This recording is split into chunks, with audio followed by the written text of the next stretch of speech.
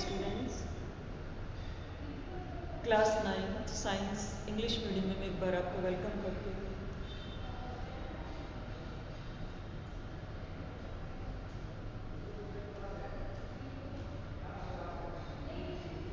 Class 9 science English medium में एक बार फिर से मैं आपका वेलकम करती हूँ बेटा।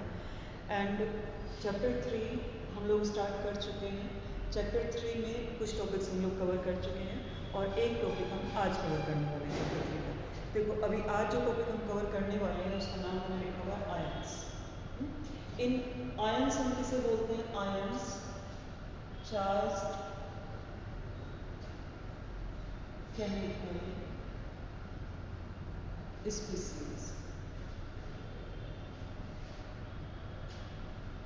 Charged chemical species are called ions. They may be negatively charged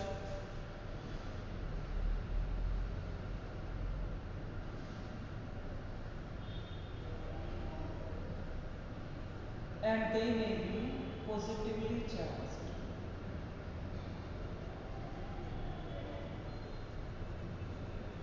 अगर नेगेटिवली चार्ज्ड है तो उनको एनायन कहा जाता है और अगर पॉजिटिवली चार्ज्ड है तो उनको कैटायन कहते हैं। ठीक है, फॉर एग्जाम्पल मैं एक एग्जाम्पल लिख रही हूँ इसके साथ। क्लोराइड आयन, नेगेटिव चार्ज का मतलब माइनस का साइन ऊपर लगा हुआ है। सोडियम आयन, पॉजिटिव चार्ज का मतलब प्लस का साइन ऊपर लगा हुआ है। ये बात समझ में आई बेटा? देखो अभी तक हमने पढ़ा था एटम के बारे में, हमने पढ़ा मॉलिक्यूल के बारे में और अब हम पढ़ रहे हैं आयन के बारे में। ये एटम और मॉलिक्यूल से ही बने हुए होते हैं। बस इलेक्ट्रॉन अगर लूज कर दें तो पॉजिटिव आयन बन जाते हैं और इलेक्ट्रॉन अगर गेन कर लें तो नेगेटिव आयन बन जाते हैं। Generally metals form positive ion. जो पॉजिटिवली चार्ज आयन्स होते हैं वो मेटल्स के आयन्स होते हैं, मेटल आयन्स जिनके ऊपर पॉजिटिव चार्ज होता है। इसी तरह जो नेगेटिवली चार्ज आयन्स होते हैं वो जनरली नॉन मेटल एलिमेंट के आयन्स होते हैं, नॉन मेटल आयन्स। वो नॉन मेटल के होते हैं। जैसे मैंने एग्जाम्पल में भी जो लिखा है sodium ion, sodium is a metal, chloride ion, chlorine is a non metal. ये बात समझ में आई बेटा? Got it? अच्छा, अब हमारा जो पर्पस है इन आयंस को पढ़ने का, वो पर्पस क्या है कि हम कंपाउंड बना पाए। इन आयन की हेल्प लेकर हम कंपाउंड बना पाए और कंपाउंड का फॉर्मूला लिख पाए। ठीक है, तो उसके लिए मैं तुम्हें सबसे पहले ये बताऊंगी कि केमिकल फॉर्मूला किसको कहते हैं and what is the requirement of chemical formula. उस केमिकल फॉर्मूला की रिक्वायरमेंट क्या होती है पहले ये पता होना जरूरी है। उसी के लिए हम आयंस पढ़ रहे हैं। इन आयंस का पर्पस क्या है पढ़ने का? So that we can frame the chemical formula of the chemical compound. Got it बेटा? तो अब मैं यहाँ पर लिख रही हूँ अगला part, chemical formula.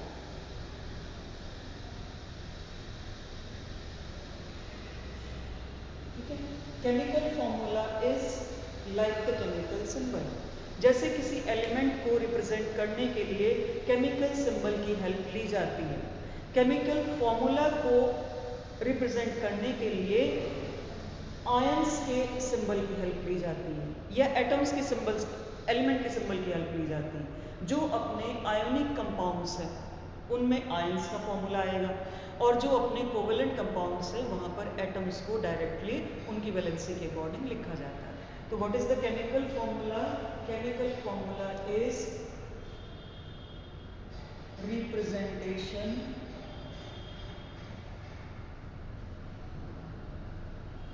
of a chemical compound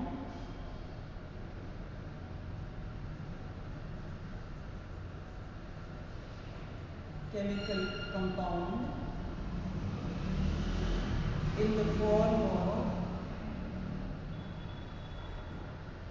a formula।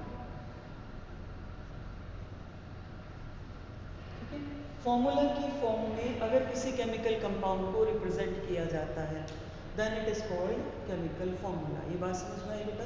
Got it? Now come to the valency. क्योंकि आयन में तो जो चार्ज हमें पता चल रहा है वो उसकी वैलेंसी के बराबर होता है, लेकिन एटम का चार्ज नहीं होता। जो कोवेलेंट कंपाउंड बनाते हैं उन एटम्स के ऊपर कोई चार्ज नहीं होता, ठीक है। तो अगर चार्ज नहीं है तो वैलेंसी हमें कैसे पता चलती है? तो मैं आपको वैलेंसी बता देती हूँ। Valency it is the combining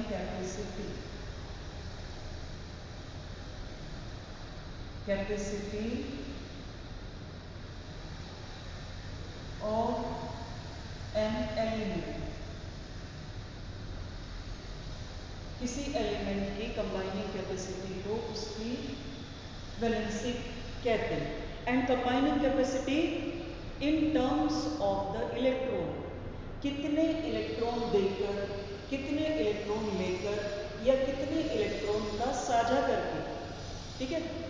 how many electrons are lost और गेन और share by an element is represented its valency. इसकी वैलेंसी को बताती है कितने इलेक्ट्रॉन लिए, कितने दिए या कितने का साझा किया, ठीक है, ऑफ द एलिमेंट्स, ठीक है। Electron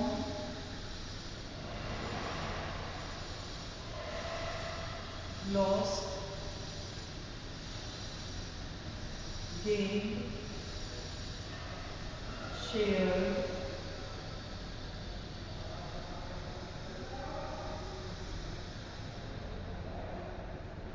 represent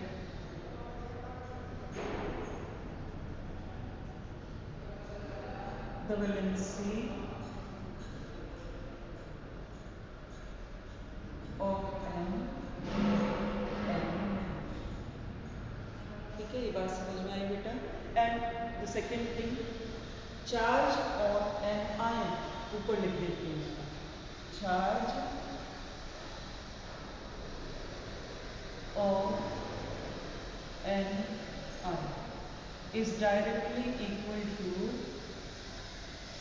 it's valency.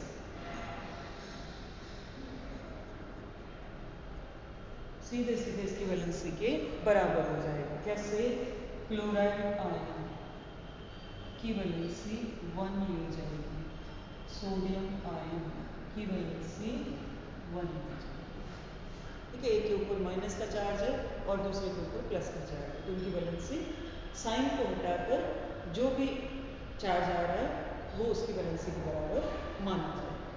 ये बात समझ में आई बेटा?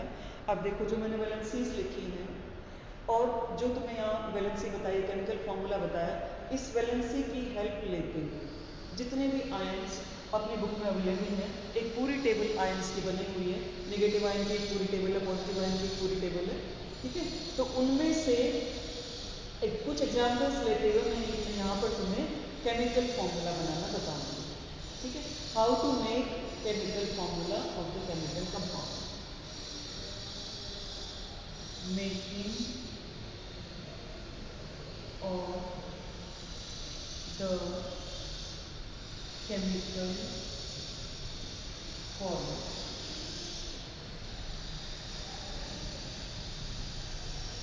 ठीक है। समझ में आई बेटा? केमिकल फॉर्मूला कैसे बनाएंगे? सबसे पहले उन्हीं को ले लेते हैं जिनको हमने एग्जाम्पल में लिया हुआ। The first step is that we have to write the symbol of the atoms of the element और द आयंस। पहले स्टेप में हम सिंबल लिखेंगे, NaIN और Cl। जनरली जो पॉजिटिव आयन होता है उसको लेफ्ट साइड में लिखा जाता है, जो नेगेटिव आयन होता है उसको राइट साइड में लिखा जाता है। दूसरी चीज, अगर यहाँ चार्ज नहीं भी लगा हुआ तो जो मेटल है वो लेफ्ट में लिखी जाएगी और जो नॉन मेटल है वो राइट में लिखी जाएगी। और अगर दोनों ही नॉन मेटेलिक एलिमेंट है तो तुम दोनों में से किसी को भी कहीं पे भी लिख सकते हो। Got it? अच्छा, सोडियम आयन, क्लोराइड आयन। अब पहले हमने इनका सिंबल लिख लिया। सेकेंड स्टेप में हम इनकी वैलेंसी लिखेंगे, वैलेंसी 1, वैलेंसी 1, ठीक है। फर्स्ट स्टेप सिंबल,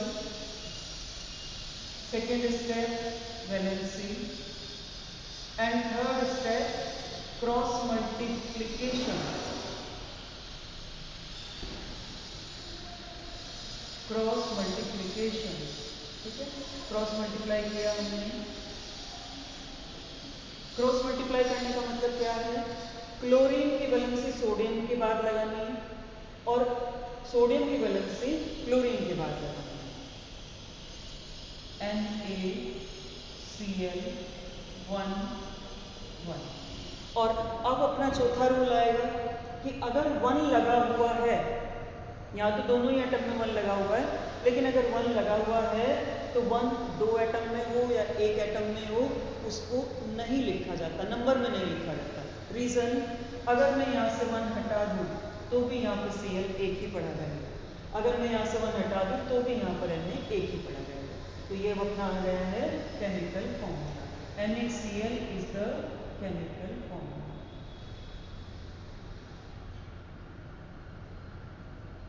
ठीक है, केमिकल फॉर्मूला। अब इन केमिकल फॉर्मूले से ही हम कंपाउंड का नाम लिखना भी सीखते हैं। देखो, जो टेबल तुम्हारी बुक में दे रखी है, उस टेबल की आज मैं पिक लेकर और तुम्हें भेजूंगी उस टेबल की। वैसे बुक में है तुम्हारी, बट स्टिल मैं अपनी साइड से भेज दूंगी, क्योंकि कल हम वही फॉर्मूला मेकिंग पढ़ेंगे और फॉर्मूला मेकिंग के साथ साथ हम केमिकल कंपाउंड्स के नाम लिखना भी सीखेंगे। जैसे इसका नाम मैं लिख के दिखाती हूँ, जो एग्जाम्पल हम आज ले रहे हैं अपने टॉपिक में। इसका नाम क्या होगा? सोडियम। इसका नाम ऐसे कैसे लिख लो? सोडियम।